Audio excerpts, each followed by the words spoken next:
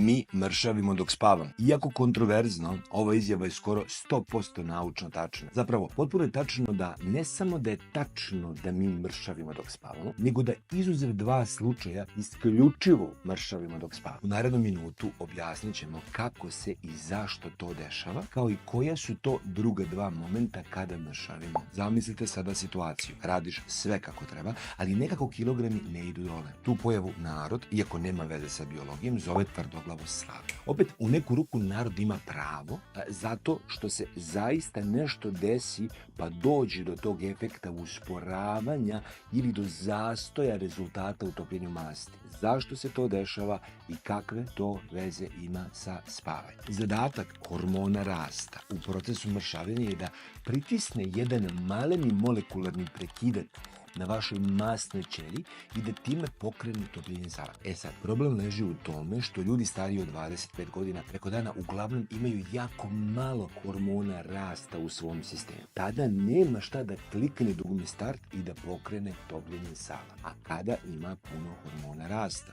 Onda kada spavamo. Tek noću počinje da se dešava čarolija topljenja. Ovo je bio prvi, ali rekli smo da postoji još 2 tajna načina za lansiranje hormona rasta za topljenje sala. Prvi je intenzivno vežbanje. Ako vežbate, hormon rasta skače i do 700%, a drugi je fasting, gde nivo ovog molekula raste i do 3000%. Bukvalno, kada su na fastingu ljudi ne samo da mršave, nego se i biološki i estetski podmlađuju, jer je hormon rasta ili GH hormon poznat i kao eliksir mladosti. Ako te interesuju ovakve informacije, pošalji nam poruku ili ostavi komentar i uđi u Magru zajednicu. Besplatno je. Vidimo se